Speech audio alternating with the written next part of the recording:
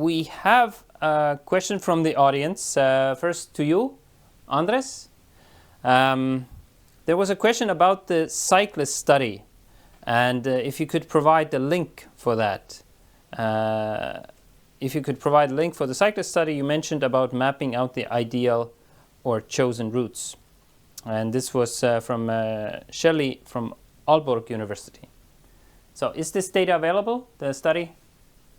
Sure. I cited well, first of all, I put the link. I don't know if the audience can see this, but boston.transit-access.com is the website that delineates these perceived walksheds that take into account properties of streets around commuter rail stations. And there was a particular article where the coefficients for bike distance perception were obtained from, which I also put in the chat window here, by Hood, Salin, and Charlton, and it was a 2011 study. So I put them in the chat. I'm not sure that folks can see it, but there's basically an emerging literature on pedestrian and bicycle path choice with a increasingly large data sets. So we're developing a better understanding overall of how people prefer to move in cities and how street properties affect their perception of distance. Thank you, Andres. I have another question for you, which I've actually asked from already several people, is what has been your experience in the availability of data about from different cities?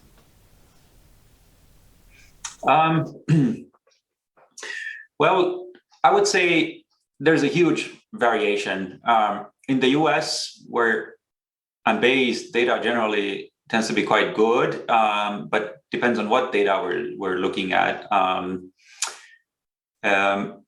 The shortcoming in terms of my own work has always been pedestrian data. Sidewalks, pedestrian networks. If you think back to what happened in the 1990s, in 1994, the federal government in the US under Bill Clinton passed an executive order that required all states and municipal governments to collect data in standardized, geospatial data in standardized formats. That gave rise to the use of shapefiles that then expanded around the world. Almost every country now uses shapefiles as their sort of official geospatial data, or now GeoJSON and other formats, of course, too. That combined with the efforts of individual companies like TomTom, Navtech, who collected their road center line data from cities around the world, laid a foundation that there was every street and every roadway was mapped for vehicles, and not just mapped, but also their turning rights, their stop signs, the signalized intersections, and all of that was included, right? None of the current location-based services, navigation services would be possible without that data set. Uber, Amazon Prime, Transit app, Google Maps, GTFS, MDS, all of that requires accurate spatial mapping of roads.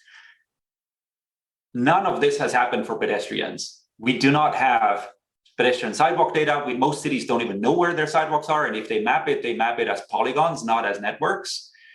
We don't know where pedestrian pathways may cross into private property, etc. So part of what I've been advocating through my work and what we're currently working on is trying to develop methods that we can scalably and rapidly map sidewalks in cities around the world so that we can unlock and trigger a similar kind of evolution of applications and services for non-motorized users.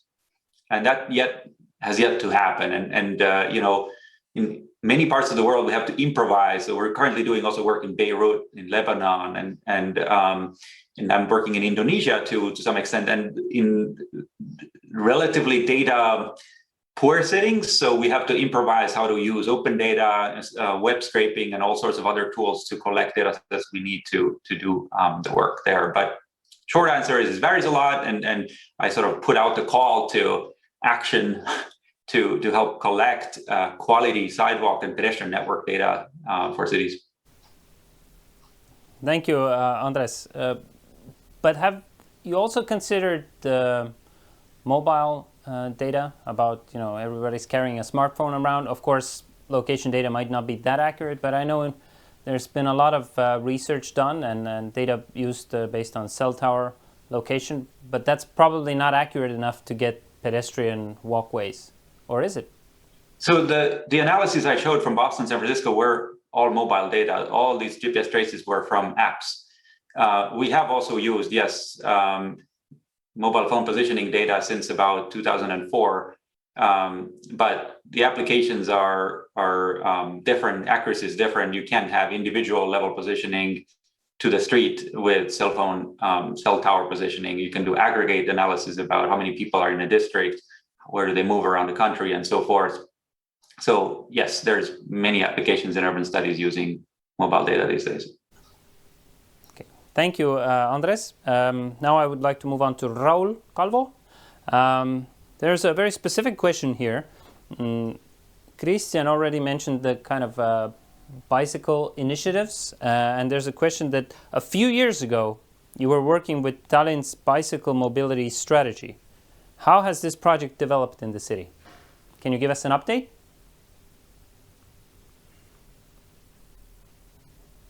You're muted, Rob. Yeah, you're muted. It almost like political questions. I'm not sure it's a right platform for that. I don't think it has moved anywhere that much. Some of the, I don't keep in touch and follow like every single move what they make, but some of the things seems to be dangerous, like putting cyclists in opposite direction of the traffic flow or something like that. So it's so again, follow the principles. If you don't want to follow exact routes, but follow the principle that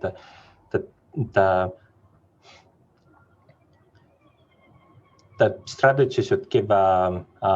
If you implement the strategy, it's important to do it so that safety improves, not the other way around, that you just make a new routes. And maybe what I would like to also introduce is like, maybe it's time to shift away from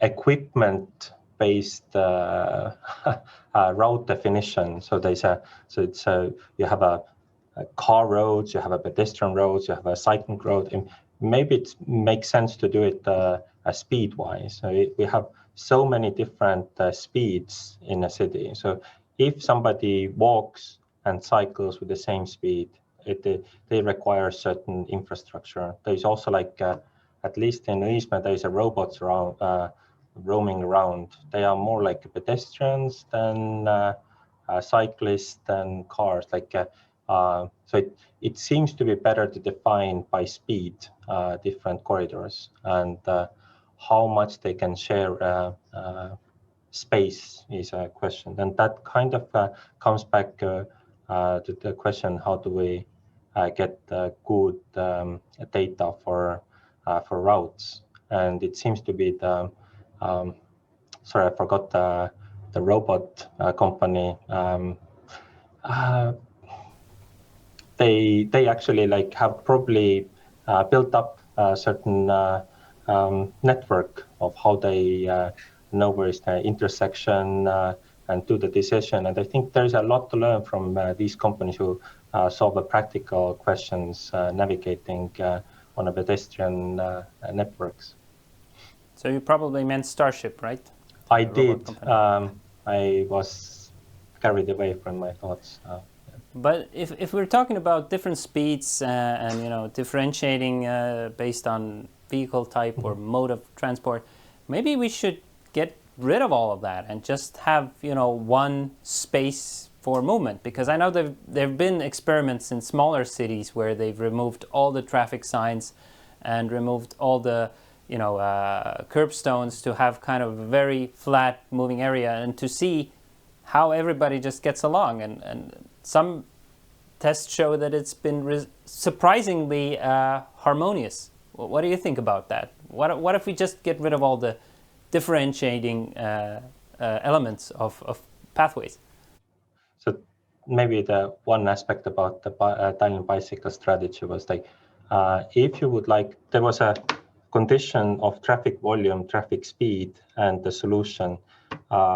We didn't say that you have to build separated bike lanes for certain roads.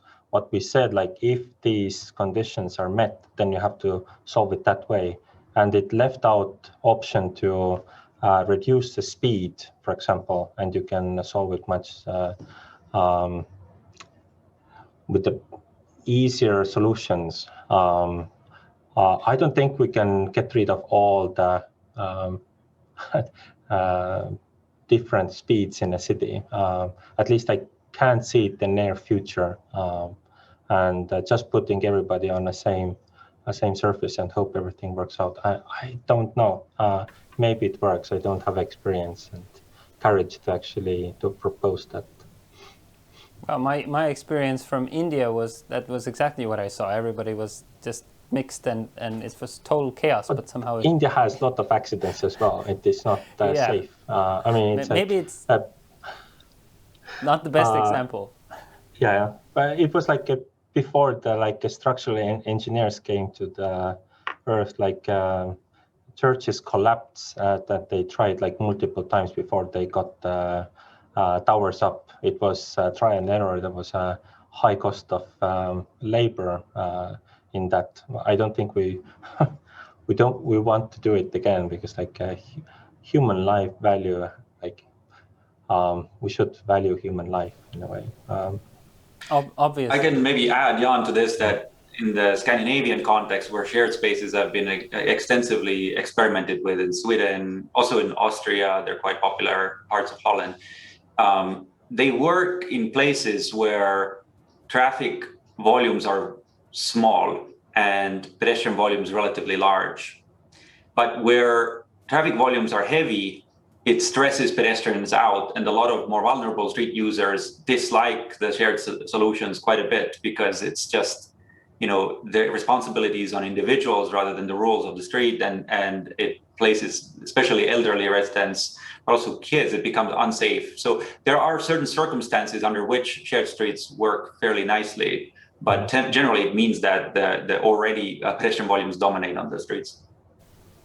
Thank you, Andres, for keying in on that. If we're already talking about urban areas and pedestrian walkways, there's a question for Christian here about you kind of touched on this subject regarding COVID and the change and the transformation going on regarding remote work and maybe there's a question here from Olli Emeli Lappi from Forum Virim Helsinki, saying that in Finland, huge amount of people are already working during the COVID from countryside, from their summer houses. So could it be that hubs of knowledge are not even dependent on the physical city anymore? Maybe we're thinking too much city-centric. Maybe we should be thinking getting out of cities and living dispersed in countryside and farms, harmony with nature. Yeah, I think when we built the teleport, two of my colleagues were homeless, and I know that sounds bad, but they just didn't have a home and were nomads who were traveling around the world and work wherever they just were currently optimized based on climate and seasons.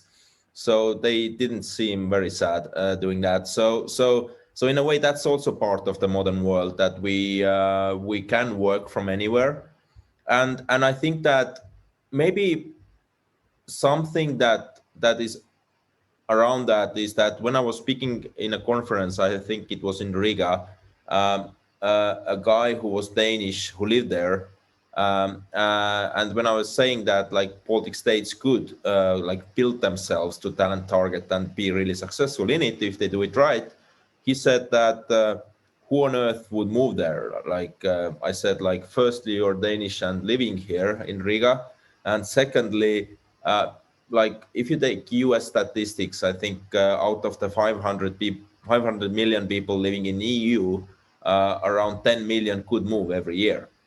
So that means that even if only 1% of them, of that 10 million would come to Estonia, we cannot like take that many people. So I think the answer is that there are multiple options that are available. Some people want to work in the cities, and that won't change. But more and people, I think, will work remotely and change their life with it as well. So both of those cases are true. People will go to their country houses more and work there, but also the smart hubs for collaboration will be important. So the world is changing. Sometimes we don't see that change, but I think that we will never get back to the world that we had in January last year. COVID has changed many things, and the world will be different when we are fully out of the virus. Thank you for a very thorough answer. There's another question for you, Christian, from Shelley Baudreau from Aalborg University again. The data you showed and that is published about what talent is looking for, is it prioritized for moving to new cities? So is it a bit biased kind of to get people to move, or is it an unbiased kind of overview of what is actually there? I think it's it's surely not the whole population. It's the people who have come to our site and want to move somewhere. So it's a kind of subgroup of population, but still, then that's the data for the talent who is willing to move. So I think for them, they are just filling in a survey where we ask, like, what do you value most? And I think that tends to be a pretty honest answer. And with that, I think that data is pretty good example what the talent who moves values. And I think for many people that could be surprising, but I think that many of those things, for me at least, make a lot of sense. Thanks, Christian. We have just a few minutes left in our panel. So to close the panel, I would just like to ask all the panelists one question, and it would be interesting to hear your answer. A lot of you have already worked, lived in different cities, probably throughout your life. What is the best city, the best urban environment that you have experienced, or maybe that you would like to kind of live in? What is the best city, to put it bluntly? And maybe I would start with you guys, Raul and Daniel. Can you do a first comment on that? I need to take just a little bit. It's hard to like, what's the best food?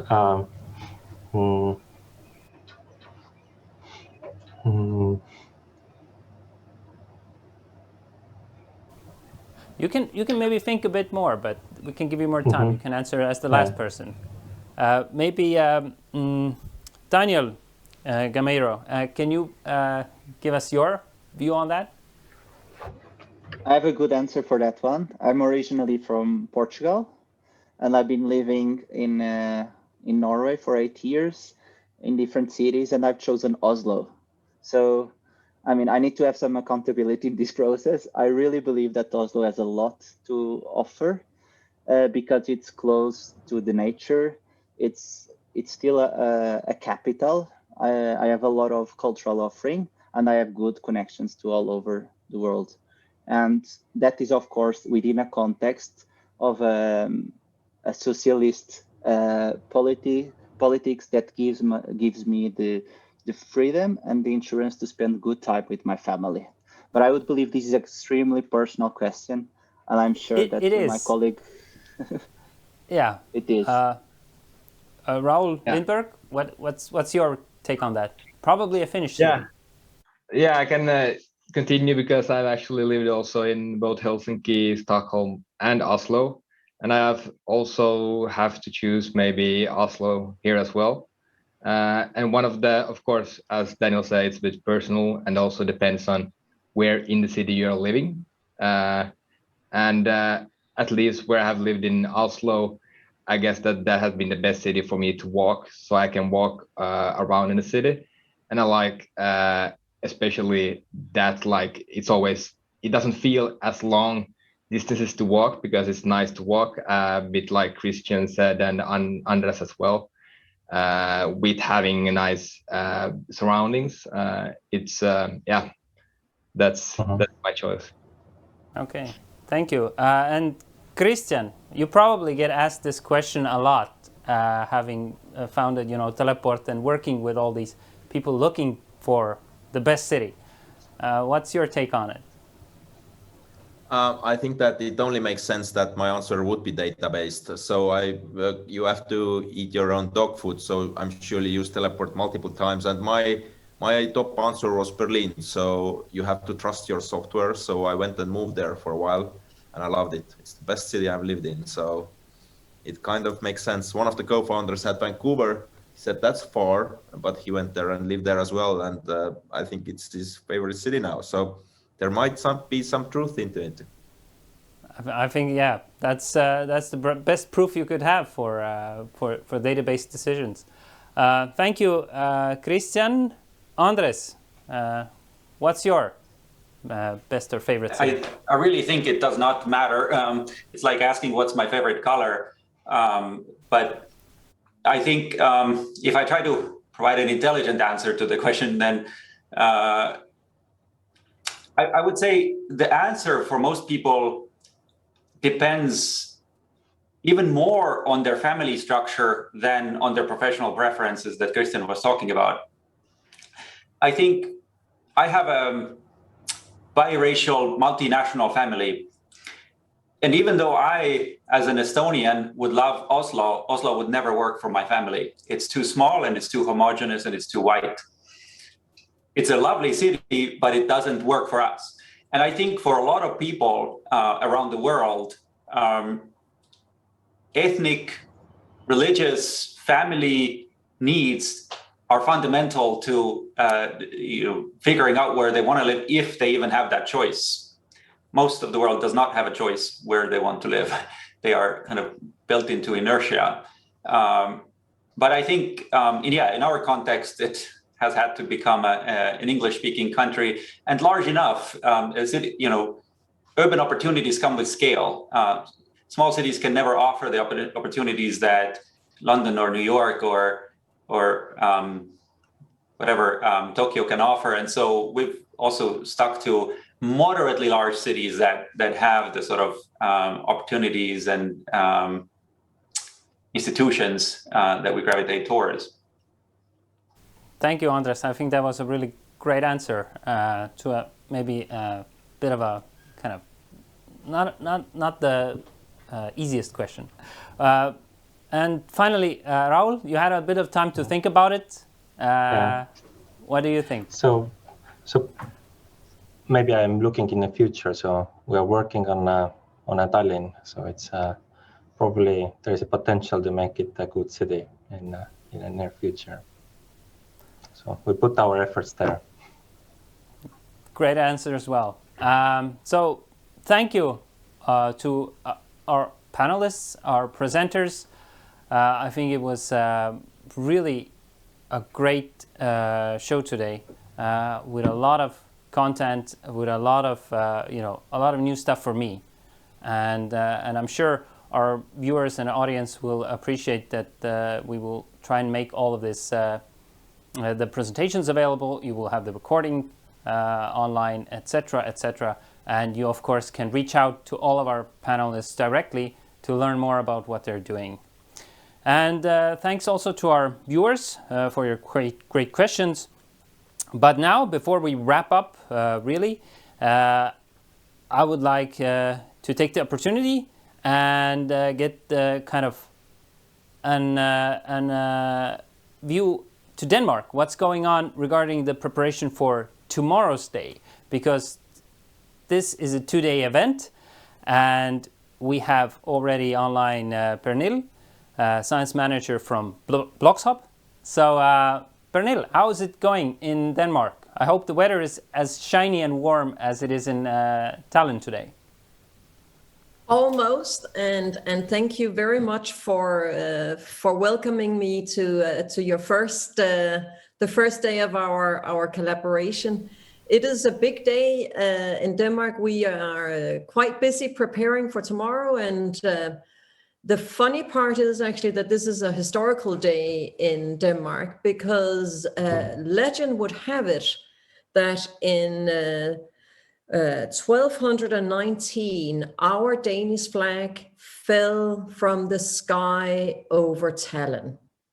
So in Denmark, we are celebrating the fact that one of our kings, Valdemar, he was victorious. Well, maybe I actually don't know whether I'm making that up, but certainly the connection between Estonia and Denmark is very, very old, almost, or 900 years at least.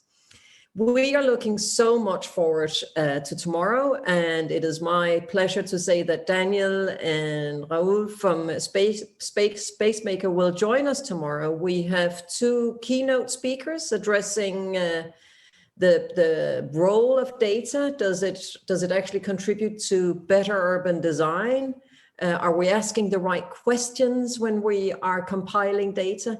And then I have some brilliant people joining me with Raoul and Daniel in two panel debates.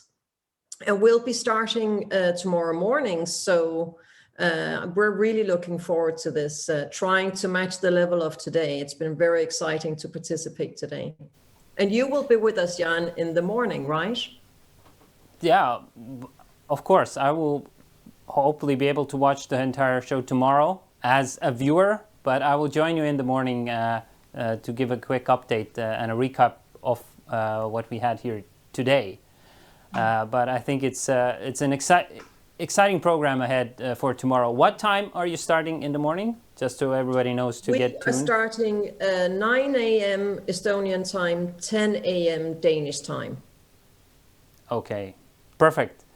So, so guys. I hope that's right. Andres is looking, it's the other way around, sorry. The other way around. I could see it, it's the other way around. Let me just check. It's 11 a.m. your time, sorry, yes. and 10 a.m. our time. Yes. So there you 10 a.m. I'm used to the long time difference this way. I could see in your face that I was wrong, so thank you for that, Andres. 10 a.m. Central European time, 11 a.m. for us here in Estonia and our colleagues in Helsinki and Finland. Thank you, Pernille, and thanks again to all of our panelists. I hope you enjoyed being part of our show today, and I wish you a good day ahead.